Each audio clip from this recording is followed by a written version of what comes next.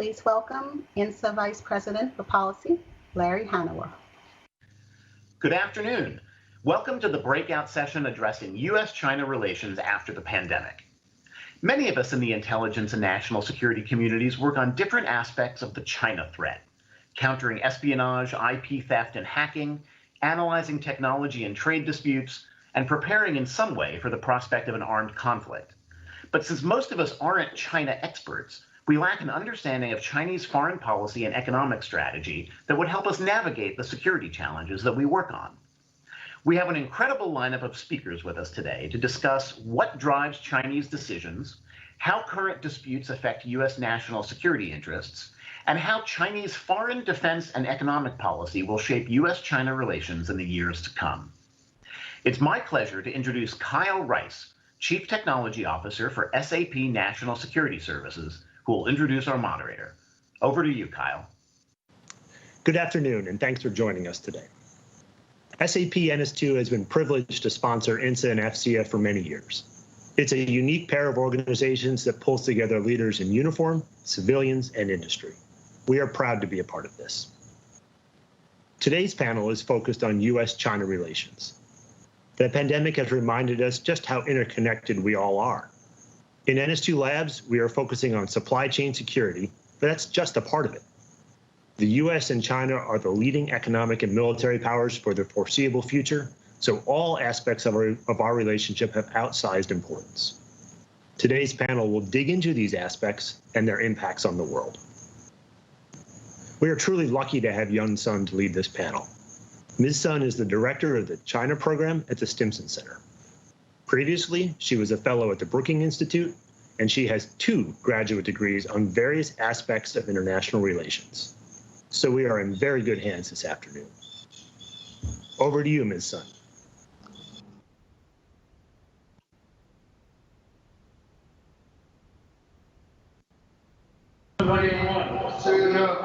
Go, Yun, you're okay. Thank you all for joining us for the discussion on the nature and trend of the U.S.-China relations in light of the COVID-19 pandemic. The year 2020 has witnessed what experts have called a free fall in U.S.-China relations, and China is rapidly unveiled as perhaps the most prominent threat to the U.S. national security, and almost every single aspect of the American public sector, private sector, and society. Our goal here today is to examine and deliberate the origins of the Chinese hostile behaviors, the nature and the depth of the challenges, as well as the potential course of actions by the next administration. To discuss these issues, we have an excellent panel with the best informed people on this topic from the Department of Justice, the Congress, the U.S. Chamber of Commerce, and the think tank community. They will give us the full examination from the perspectives of the executive branch, the legislative branch, the industry, and the research community. So to begin with, Mr. J. Bratt is the Chief of the Counterintelligence and Export Control Section of the Department of Justice National Security Division, where he oversees the investigation and prosecution of cases affecting national security, foreign relations, and the export of military and strategic commodities and technology. Second, we have Mr. Dan Silverberg, who is the National Security Advisor to the House Majority Leader, Steny Hoyer, whom he advises on foreign policy and national security issues. Mr. Silverberg previously worked as a General Counsel to the House Committee on Foreign Affairs. It should be noted that Mr. Silverberg will be speaking in his personal capacity, and all opinions expressed here are his and do not represent the position of the U.S. Congress. Thirdly, we have Mr. Jeremie Waterman, who is President of the China Center and Vice President for Greater China at the U.S. Chamber of Commerce, where he directs the Chamber's policy advocacy on trade and investment. Mr. Waterman previously worked at the U.S. China Business Council and at the Office of the U.S. Trade Representative. Last but not least, we have Dr. Dean Chen, who is a Senior Research Fellow of Asia Studies at the Heritage Foundation. He specializes in China's military and foreign policy, in particular its relationship with the rest of Asia and with the United States. He previously worked as a senior analyst with SAIC and the Center for Naval Analysis. As for the format of the panel today, we're aiming for 40 minutes of conversation-style discussion with the panelists on key questions, followed by 15 minutes Q&A with the audience. We hope that the panelists will limit their answers to 3 to 4 minutes max so that we can cover as much ground as possible. There is a function in the platform that allows you to send in questions at any time. There's no need to wait for Q&A to start, as we will have someone monitoring the questions throughout the panel. So let's begin the discussion. For the context, for our panelists, the question is, what do we need to understand about China and its interests before we can consider influences on U.S.-China relations? So for Dean, the specific question for you is, what drives Chinese political and security decisions? Thank you, Dean. Thank you. So I think that the way to frame how China looks at all of these issues in front of it is to first note China's concept of what they term core interests. These are described as the overriding functions that are most important for China to be China, to be able to advance and progress its goals. The first is the Chinese Communist Party, to remain in power. This is absolutely central and vital. Without that, all else becomes moot. Second is territorial integrity and national sovereignty. A nation cannot be strong if it doesn't control all of its own territory. This is the reason why Taiwan is such an issue, and it's back in the news again, but also Xinjiang and the Uyghurs, Tibet and the Tibetans, domestic stability, all of these are key and vital factors. Third is economic development. Legitimacy is not simply a matter of claiming to be legitimate for the CCP or maintaining national territory, but demonstrating to the Chinese people that your lives are better. And that can only occur through economic development. The Chinese view of the world is shaped by 4 key factors. First, that Asia is not Europe. That may seem self-evident, but where this becomes a central issue is the reality that Asia has never been marked by balance of power politics. Whereas in Europe, the rise of a Napoleon or a Tsar or a Soviet Union or a Hitler saw a coalition of countervailing great powers, Asia has always been dominated by a single great power, China, surrounded by peripheral tributary states. Second is the Century of Humiliation. The great interregnum here was 1839 to 1949, when China was virtually colonized, and China fell very far behind the rest of the world, and also was inferior in many ways to countries such as Japan. Third is the absence of rule of law. 5,000 years of history never saw the rise of an independent judiciary or the concept that law as law was valuable. China has always had rule by law. The law exists in order to fulfill other political goals. It provides a basis and argument. And finally, the lack of civil society, which is particularly unique to the Chinese Communist Party because there is nothing beyond the reach of the CCP. No corporation, no NGO, no international participation. Finally, the last and most important for us perhaps here is the growth of the importance of information. The Chinese see us now living in the information age. The currency of power is now the ability to generate information, move information, analyze information, exploit information. So these aspects are the national broad goals and the national context, the lenses through which it is looking at all of these issues, and which then shape whether it is legal, military, or other aspects. Thank you, Dean, for that very comprehensive overview of where the Chinese behaviors come from. So, Jeremie, Dean talked about this performance legitimacy, this economic development as a part of the justification for the Chinese Communist Party to stay in power. In your view, what is China's strategy for business and economic growth? Well, thanks, Ian, and let me congratulate INSA for the work that it does and pulling together this panel today. It's a pleasure to be here. I'll just make a few brief comments on China's strategy for business and growth as we see it, and I think I think probably many are aware, if you read what Xi Jinping and the party have been talking about recently, there's this concept of dual circulation that has been gaining currency and visibility. And really, I think the way to view dual circulation, or some talk about it as internal circulation, is really an extension of what the party has been talking about since the late 2000s, and even prior to that. It's really the latest iteration, I would say, and that's really a focus on building a continental economy where domestic demand is the principal driver of growth in the Chinese economy. And of course, we've seen that trend take hold, where foreign trade has over time comprised a smaller and smaller percentage of China's overall growth, even as it still is an important driver of China's growth. Underlying this notion of dual circulation, creating a continental economy is bringing as many of the factors of production inside of China as possible, bringing the entire supply chain, if you would, inside of China, making China self-sufficient. And again, this goes back, I think, to 2009. We can look at policies such as indigenous innovation, strategic emerging industries. Obviously, everyone is now familiar with Made in China 2025.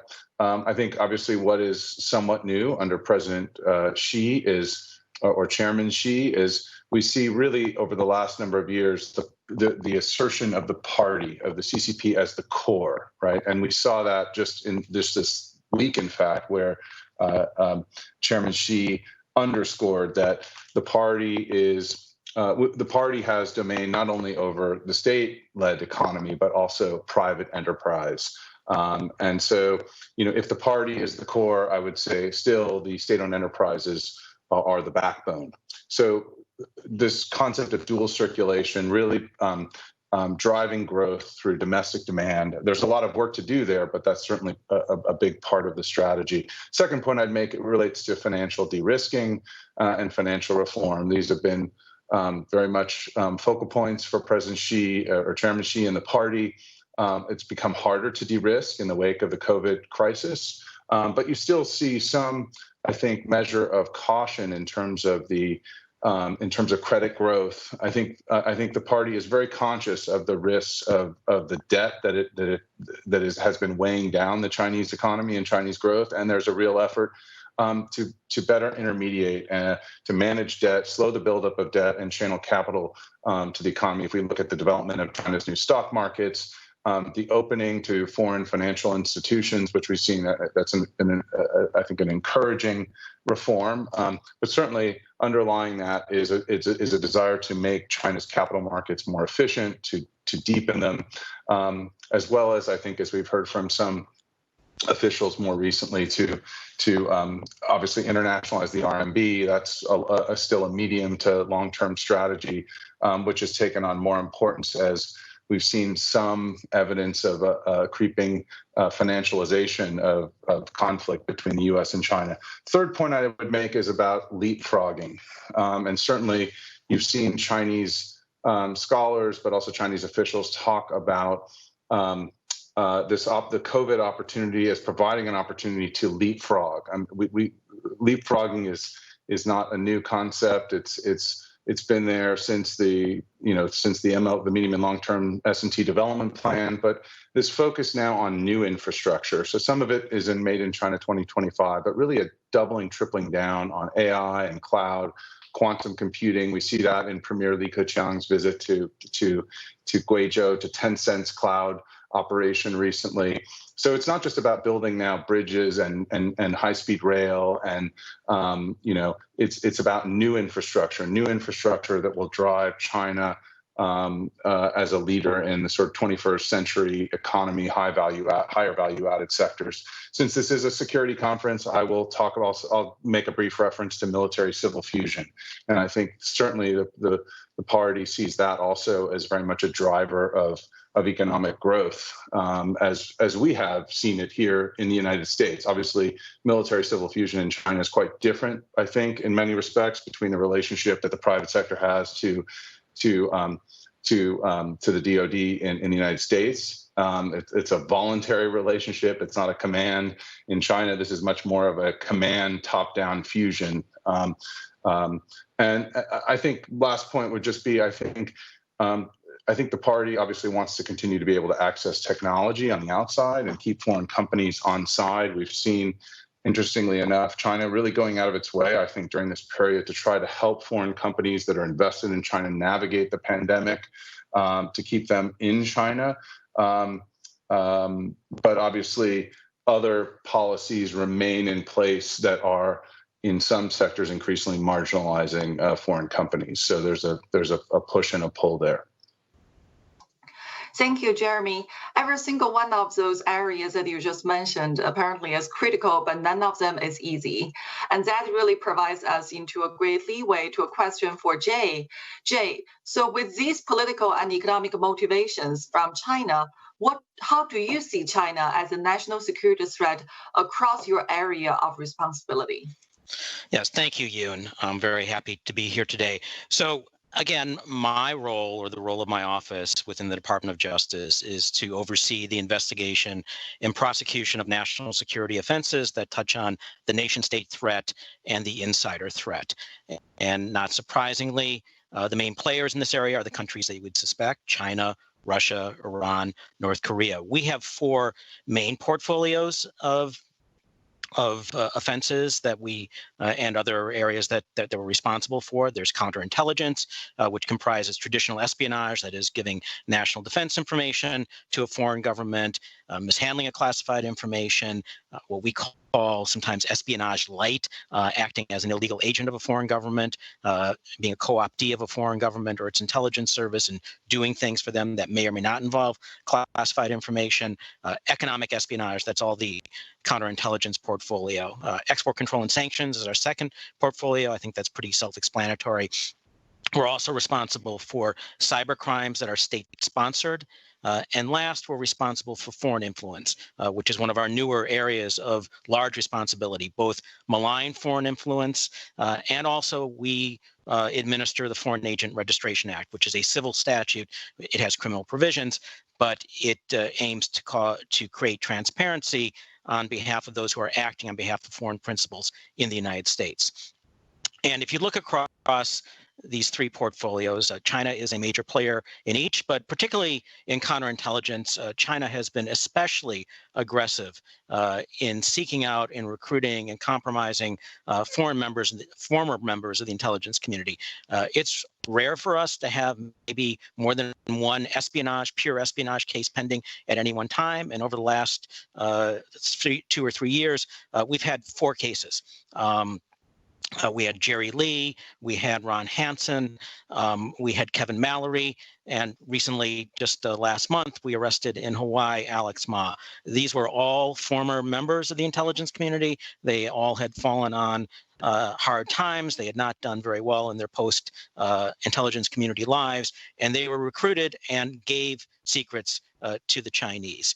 We've also seen China acting very aggressively in recruiting, again, sort of the espionage light or spy light individuals. We had a prosecution this last year in California and San Francisco of Edward Peng, who had been recruited as a courier to pass what he believed was classified information. Actually, the FBI had learned of him, and he was sort of given approved information to give to the Chinese. We also made public last month the Yao case in the District of Columbia here. Again, Yao was a Singaporean national who was recruited by the Chinese while he was in graduate school and came to the U.S. seeking to recruit, again, members of the intelligence community, former members of the intelligence community, people who worked at cleared defense contractors. In the cyber realm, all these nation states are active to one degree or another, but again, China is especially active.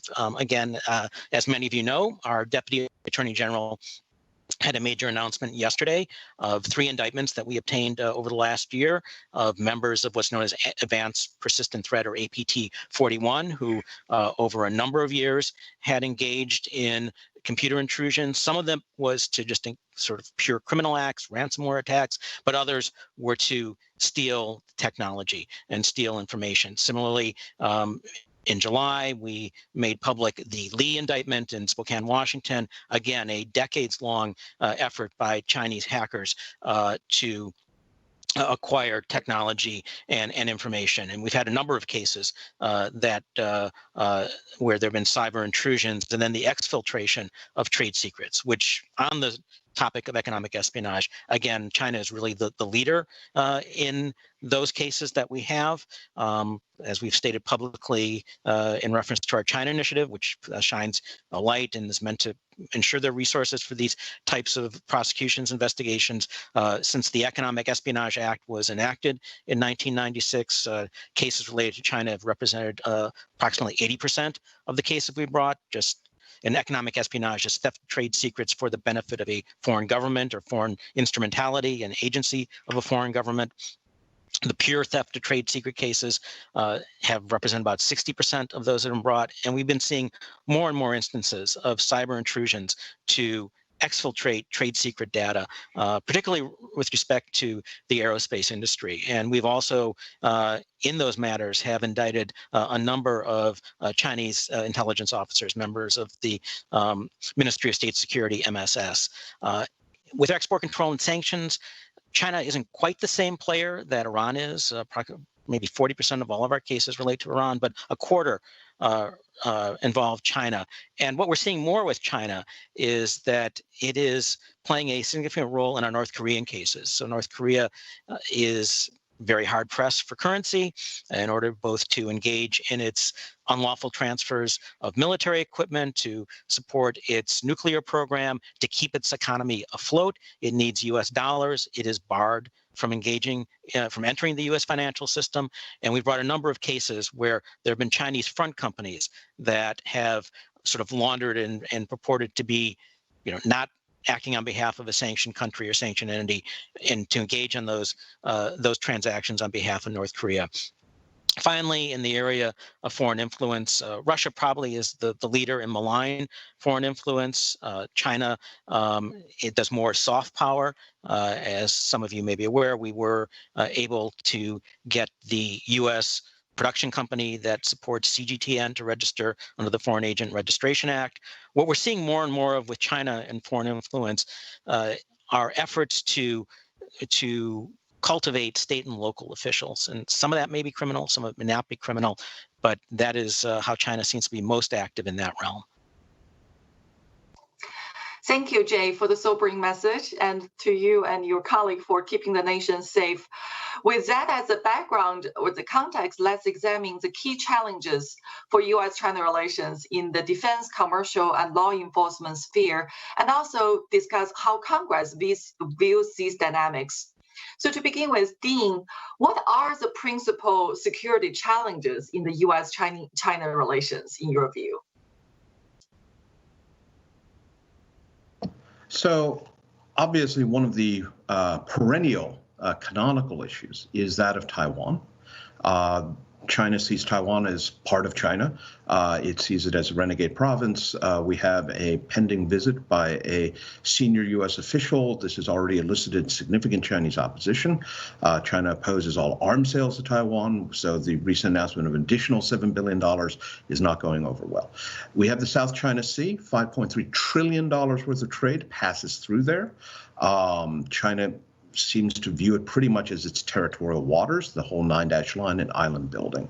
Then we have the broader issues of China's interactions with a number of its neighbors, many of whom are U.S. allies, whether it is Thailand or Japan, South Korea. A growing issue of concern, however, is the China-India problem. Not because India is allied with the United States, it is not, but because we have two nuclear powers confronting each other, and we now have had deaths on the Sino-Indian border, which hasn't happened in decades. That's in addition, obviously, to economic issues, cyber issues. Jay has talked a great deal about that, but also outer space, where we are seeing a growing competition. China sees space as a key strategic domain, and space is absolutely central to the American way of warfare. So what we are seeing is both traditional terrestrial issues, but also in these new domains of space and cyber in particularly, we are seeing more and more competition, friction between these two great powers.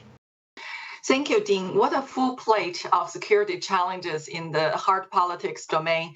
So, Jeremie, turning the same question to the economic domain, what are the principal commercial and trade challenges between U.S. and China, and how do they affect the bilateral relations overall? Thank you. So, I guess before turning to the challenges, I think it's also important to emphasize that there continue to be opportunities, and the U.S.-China economic and commercial relationship continues to be a vast one, and those commercial opportunities continue to be very important to American business and to the U.S. economy and to U.S. jobs. We in the business community are strong supporters of the Phase 1 trade agreement. We think there have been some encouraging liberalizations under that agreement, some progress, particularly in agriculture, in financial services opening. Obviously, it's been a difficult environment as we've seen for purchases, as we've seen a drop in demand and drop in commodity prices, but China is continuing to purchase, and obviously those purchases are very important to our farmers and to other sectors of the economy. And the market, obviously, it's obviously we've heard it over so many years. It is over 1.4 billion people, and it's a substantial market, an enormous market. It's the world's second largest economy, and many U.S. companies need to be there because that is where because of the customers in China, the consumer market in China, and because of demand growth. And when you talk about global companies and economies of scale, the need to have that economy of scale to continue to compete effectively, you can't just ignore China. So I just put that out there. There is no sugarcoating, though, or hiding the challenges. They are considerable. The situation overall has deteriorated in recent years. Obviously, I think the headline challenge, goes back to a lack of, I think Dean mentioned, the absence of rule of law. And what we see sometimes is arbitrary enforcement of policy. Sometimes that's at the national level. Oftentimes it's at the provincial or local level, the lack of consistency. There have been some areas of improvement. China has worked to improve some of that through a new foreign investment law, but there's no question it continues to be a challenge. On a more granular level, obviously, the competition policy, the role of state-owned enterprises, and the support that those state-owned enterprises receive from the state, and the subsidies, the regulatory preferences, it's in many respects continues not to be a level playing field. So there are challenges there for sure. In the space of digital trade, cyber data flows, obviously we see now that the emergence of the corporate social credit system in China, the analog to the social credit system. There are concerns on that front, but obviously a highly restrictive set of policies around data localization requirements. Forced technology transfer continues to be an issue. The Phase 1 agreement touched on a fairly narrow subset of those concerns, but there continue to be significant concerns around forced technology transfer, standard setting, administrative licensing, getting into the weeds now. I should add that we also see new issues cropping up. China has long had an export control regime, its own export control regime. It has been modifying that regime through regulations over recent years and now has a draft export control law.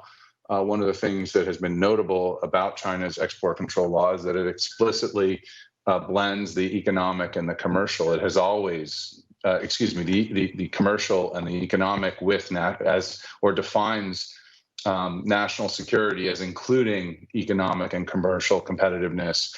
And so, it's not entirely clear, for example, that ByteDance's algorithm, which the government has now put on an export control list, is in fact a national security item. So, how export controls and data, the draft data security law, on top of a cybersecurity law, on top of a national security law, how these things will operate and whether they will allow U.S. companies to operate as global companies and other foreign companies as global companies are really only in the China market, sort of China for China, I think is really, excuse me, a significant question going forward. So some progress, but a lot of work left ahead. Obviously, we would have liked to have seen a more comprehensive agreement to include not only phase 1, but also phase 2 issues, some of those issues that I highlighted, but obviously didn't work out that way. And we'll be looking, I think, to whether it's a second Trump term or a Biden administration to continue to work to try to address really what are the core issues that create challenges for American companies in the China market. Thank you, Jeremie. Thank you for the very balanced view. So, of course, there are beneficial aspects of this relationship to both countries, but I guess the challenge is how to manage and minimize the threat and the damages that this relationship also impose.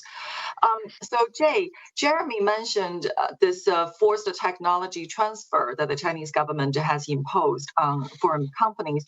But on the other hand, we're also seeing very aggressive Chinese efforts to steal U.S. technologies. So why are we seeing such aggressiveness out of China, and how does this impact this the dynamics of the bilateral relations? So to answer your first part, which I'm probably more expert in than the second part, but as a prosecutor, having been a prosecutor for most of my career, you always want to have a motive. And there's virtually no criminal crime offense that has motive as one of its elements, but when you can show the motive of a crime, that is the cherry on the top. And China is actually exceptionally transparent about what it wants to do. Jeremie referenced earlier the Made in China 2025 plan, which is China's I guess blueprint or goal of becoming self-sufficient in 10 critical areas of its economy, to include aerospace, to include biomedicine, to include robotics and computer technology.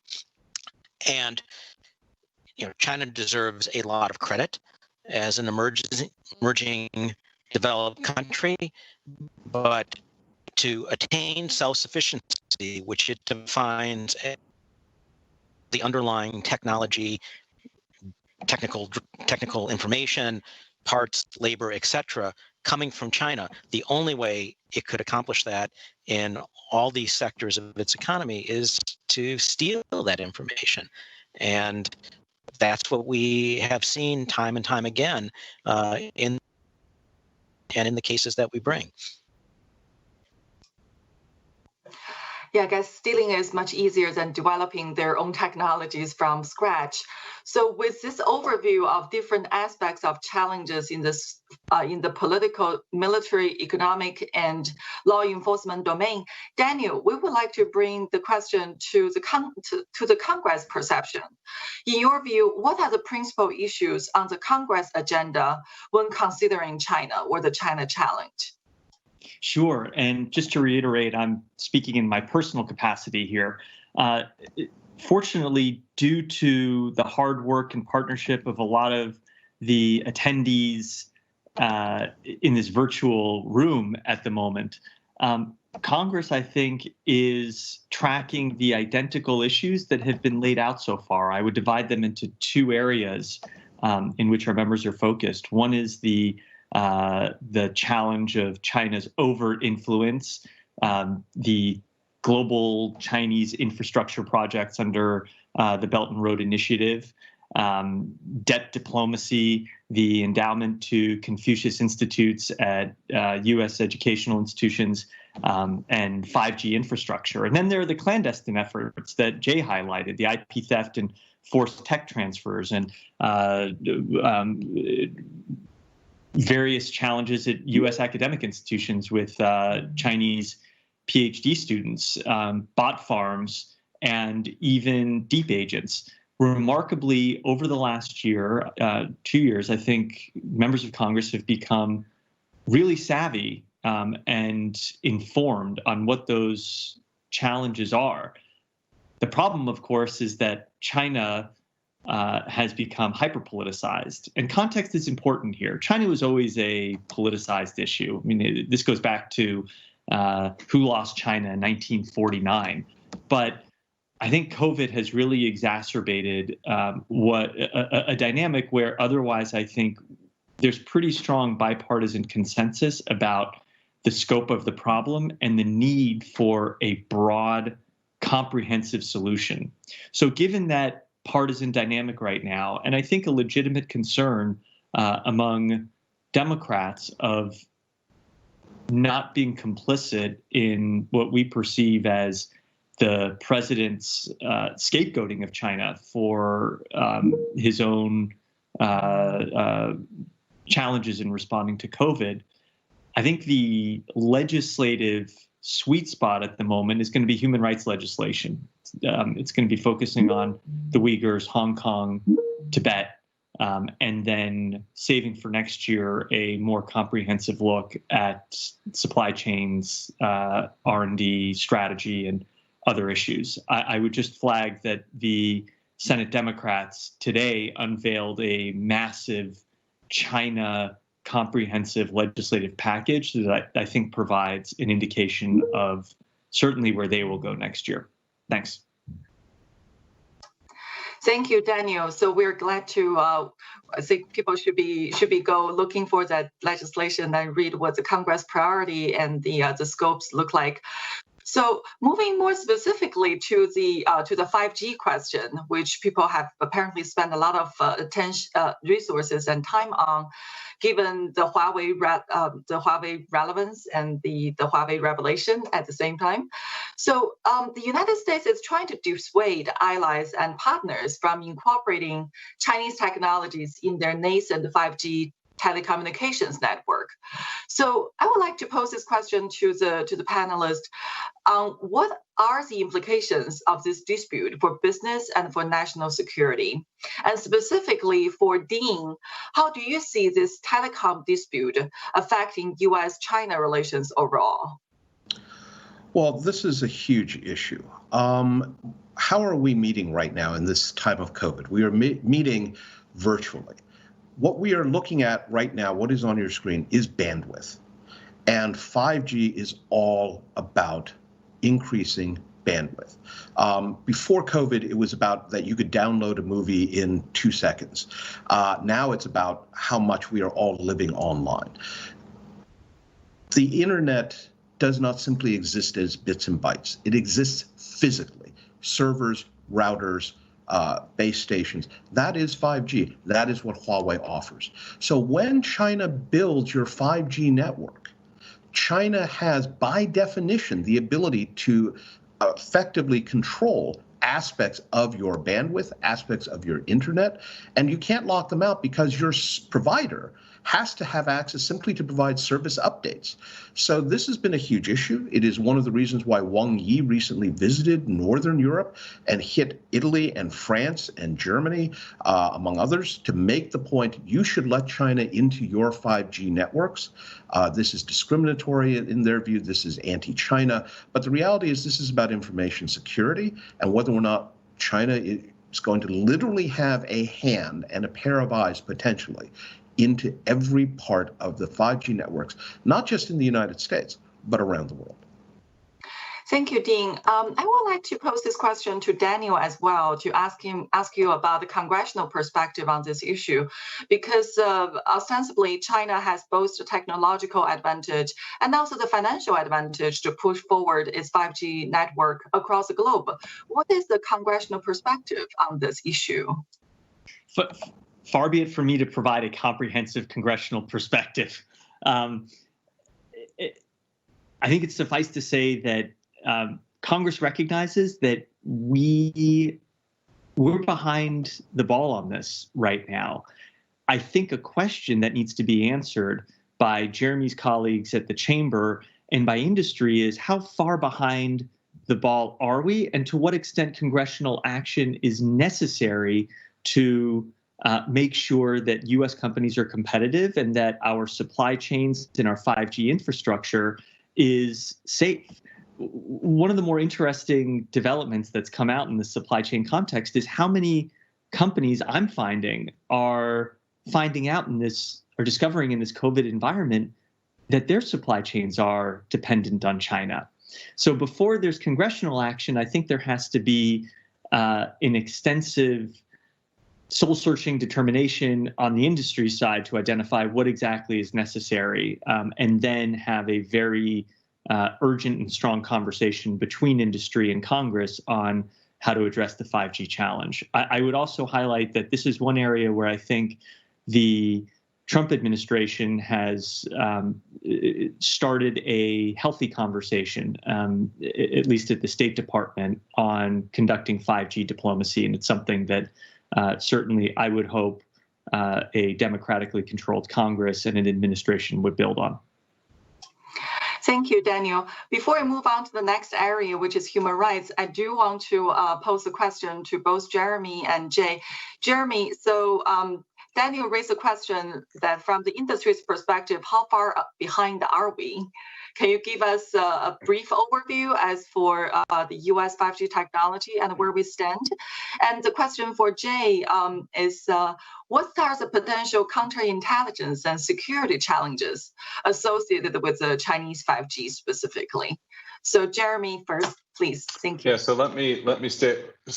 Well, let me just state up front that I am not a telecoms or a 5G expert. But I think it's fair to say that whereas once upon a time the U.S. was at the leading edge, when you look at the late 90s and early 2000s of telecom infrastructure, we allowed some of that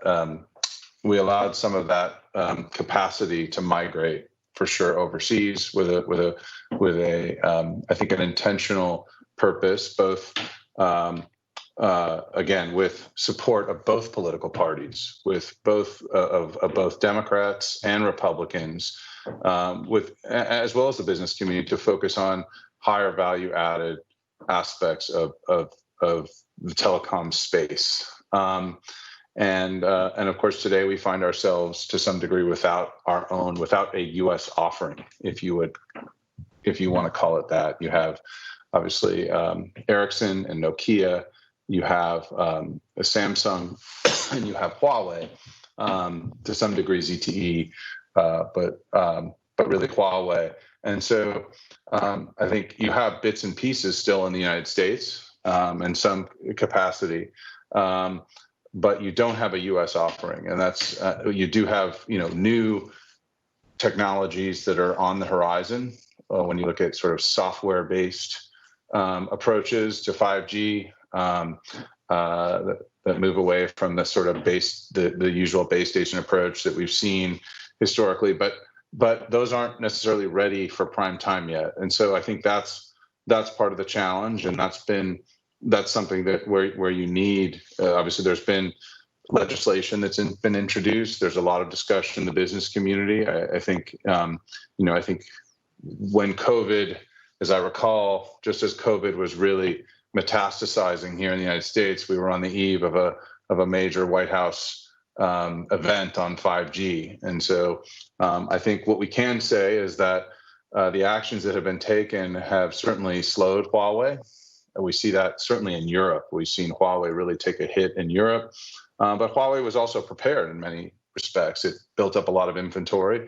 Obviously, it's going to continue to enjoy a lot of financial support in the Chinese system. There are also, of course, other Chinese companies that are always on the lookout for new opportunities, Huawei's competitors. It is a very competitive, dynamic market in China. So I think there's a lot of work that can and that is being done, but much more needs to be done between the government and the private sector on these issues to plot the course going forward. Obviously, there's no 5G.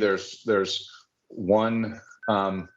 5G is one area. Obviously, the chip sector is a big part of 5G, and we've seen the chip sector be quite forward-leaning. Obviously, we have the CHIPS Act that is pending in the Congress right now, which would advance U.S. support for the chip sector, and 5G telecom support would be a byproduct of that, I think. but there's a lot more work that needs to be done there, again, whether in a second Trump term or a Biden administration. Thank you, Jeremy. I think the point that you emphasized is quite sobering here, that the U.S. doesn't have an offering. But Jay, is the Chinese offering healthy, harmless, or it is actually a toxic offering in terms of potential security challenges and counterintelligence threats? Right. So I think I have to limit some of my remarks to open source information. But one thing I'd like to say at the outset is, if you look at our prosecution of Huawei, that has nothing to do with 5G. It has nothing to do with trade disputes. What it does have to do is Huawei's violations not only of sanctions, but if you look at the most recent superseding indictment that we brought toward the end of last year, the conspiracy to commit theft of trade secret sets forth a long and fairly detailed narrative of how, and again, these are just allegations, but how Huawei abused its relationship with a number of U.S. companies to seek to expropriate their trade secrets and to make them their own. And it's that sort of relationship which, if not corrected, I think would cause concern. The other thing I think that's important to look at is how reliable has China been in the past when it's made promises not to engage in particularly malign cyber activity. In 2015, it reached an agreement that to the extent that it did cyber operations, and we understand governments sometimes do those things, that it would not target commercial entities, it would not steal information, it would not capitalize on the data that it might see or acquire. And that by just the volume of cases that I've referenced, that promise was broken almost as soon as it was made. So to the extent that there would be assurances that the 5G networks would be run in a way that U.S. national security would not be compromised, I think people would have to think long and hard about that. As to what the threat is, again, just some of the things that you see in open source, what there put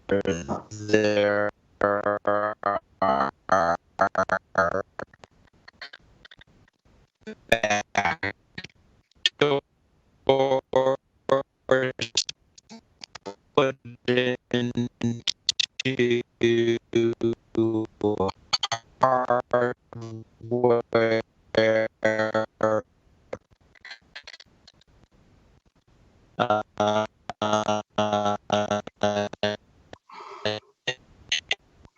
Okay, I think we might have a little codes, whether there are Chinese-run 5G network could present. Great, thank you for that answer.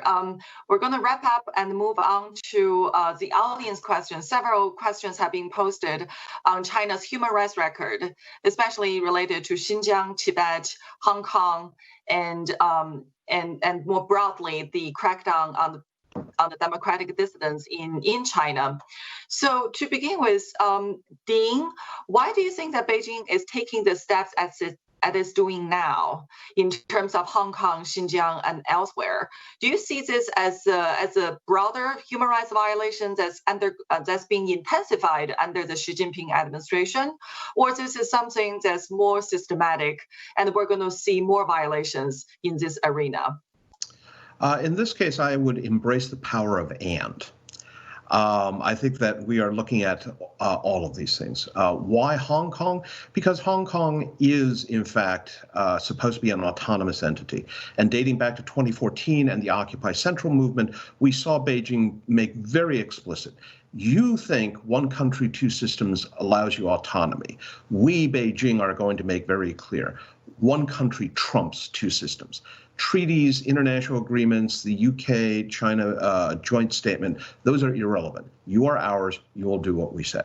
Xinjiang is somewhat different because here you have a very toxic combination of ethnic issues. The people in Xinjiang are Uyghurs. They are ethnically distinct from the larger Han population, but also religion. And here what is deeply troubling is not only the crackdown on Uyghur human rights. In the past, for example, Muslims have had to eat during Ramadan, during the day, which is, of course, a complete violation of their rights. But this has been extended to other Muslim populations in China.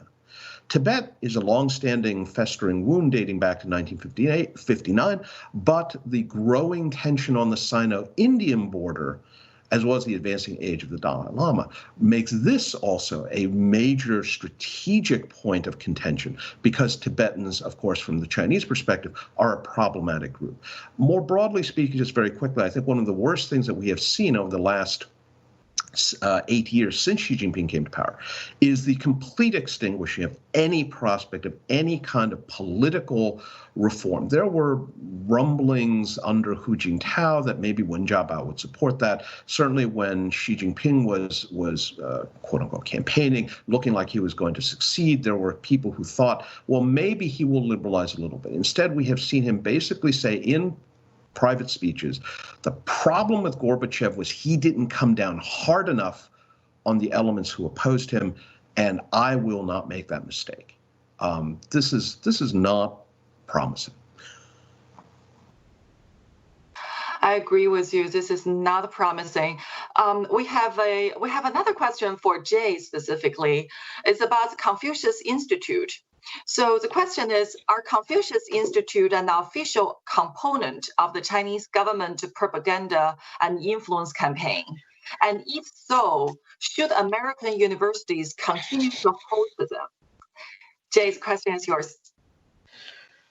Right. So I really can't answer the first part of that because I can't talk about whether we would or would not view somebody as in violation or subject to U.S. law.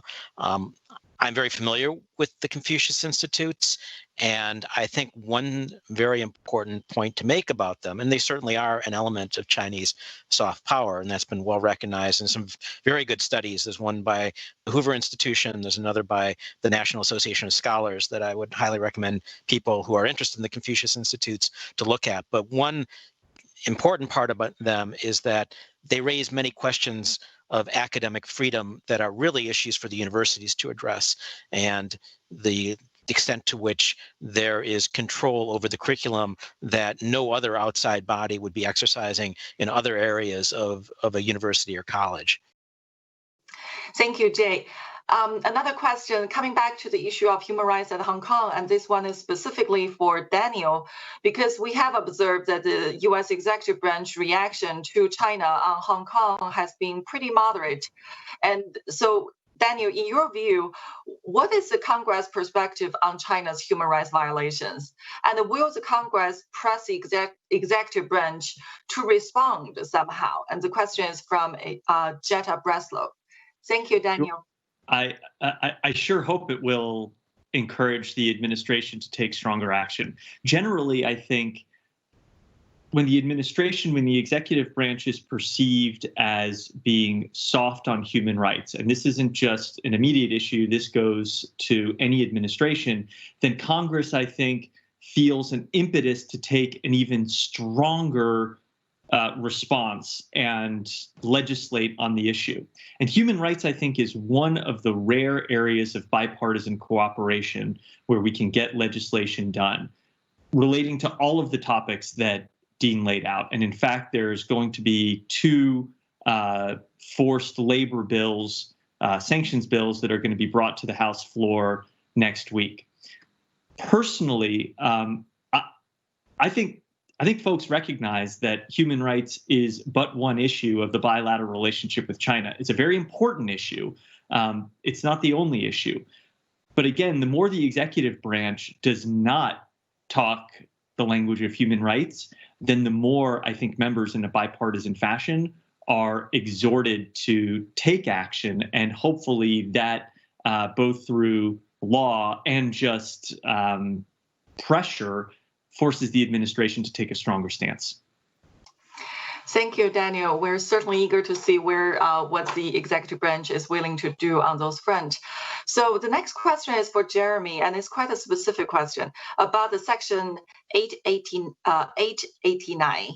What impact will Section 889, which prohibits government agencies and federal contractors from using Chinese telecommunication equipment, have on U.S. companies? So that's an industry-specific question for you, Jeremie. Thank you. Thank you. So, and full disclosure here, another part of the chamber has been handling 889, even as it has been very much on our radar screen. And I think the concern there, obviously, is as you reach further and further into the supply chain, it becomes very hard to not find some Chinese equipment potentially, and also the compliance burden becomes enormous as well as you're trying to deal with that issue. And so I think there are, obviously part of the issue here is having a transition time, but part of it is also is a scoping challenge, and whether the scope is whether it's been scoped properly, whether this is going too far, and not striking the right balance between security and commercial activity, and ultimately whether you're going to see disruptions, which I don't think the federal government wants to see, in terms of contractors being able to provide the goods and services that the federal government relies on.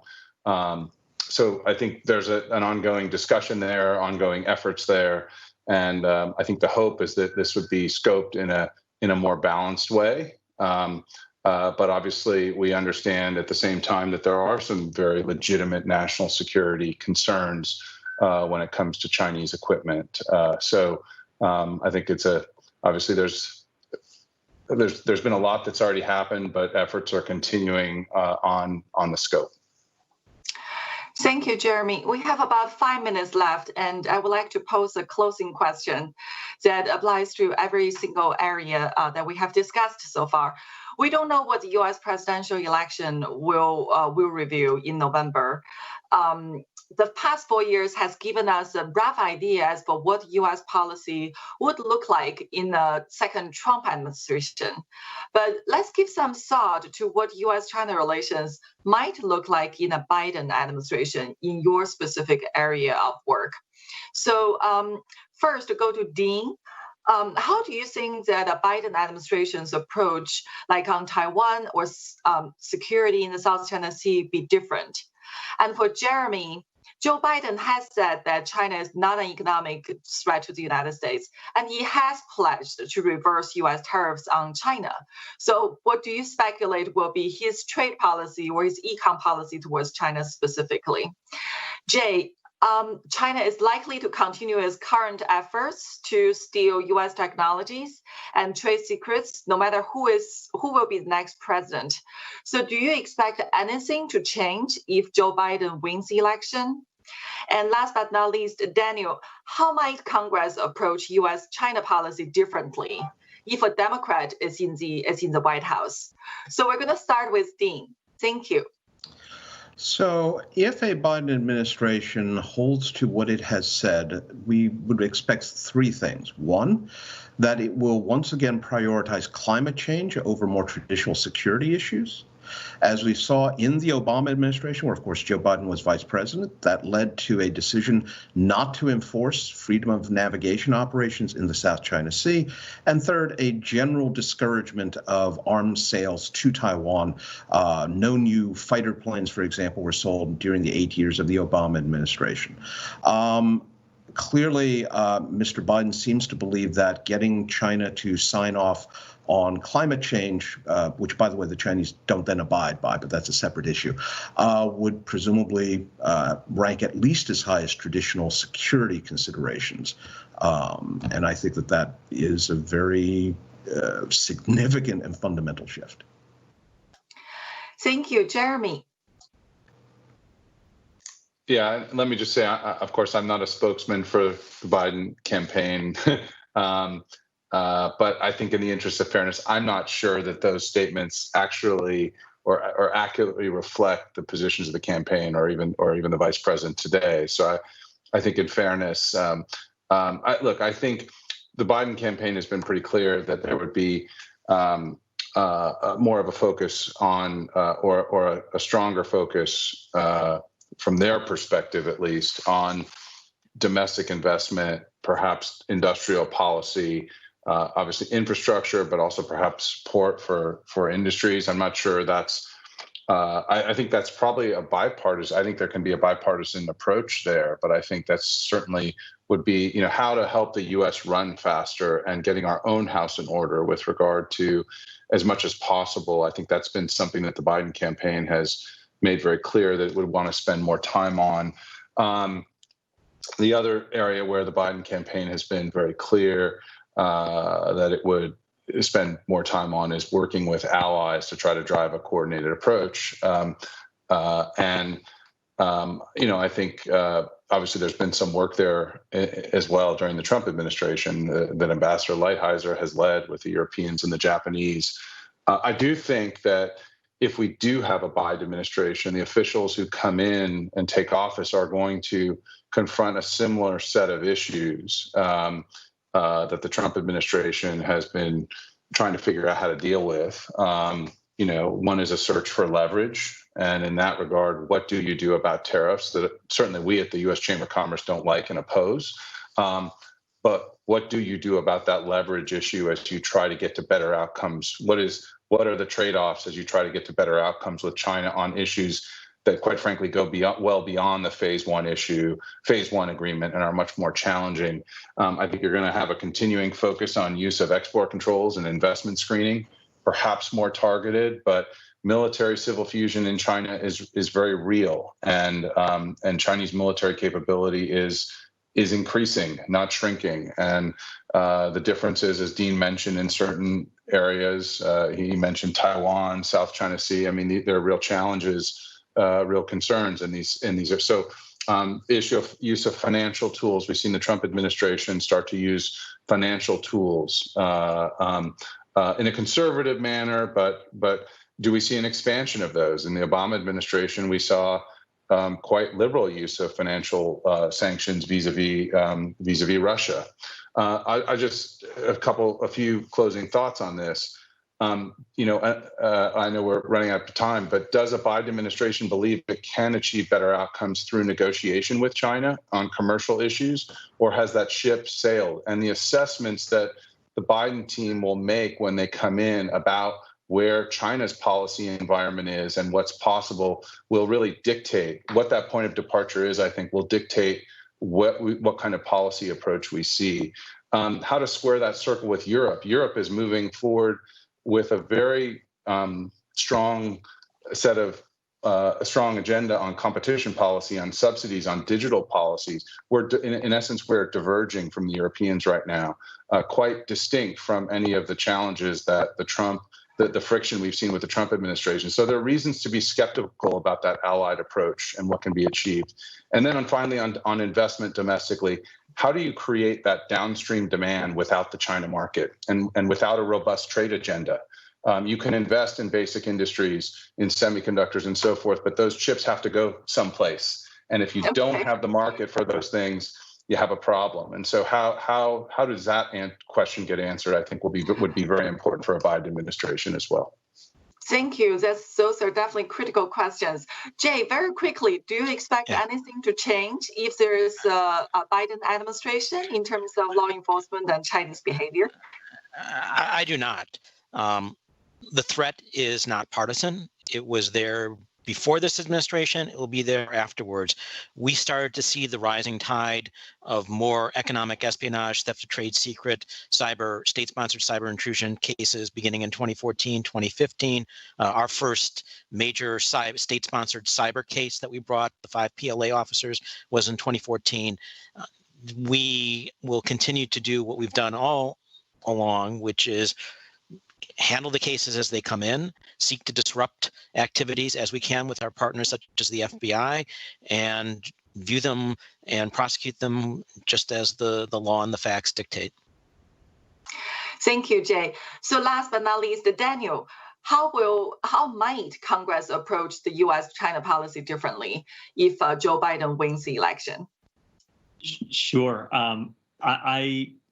With Jeremie's disclaimer that none of us are speaking for the campaign, but as a good Democrat, I'll tell you, I see three areas. One, Obama was ridiculed for the pivot to Asia.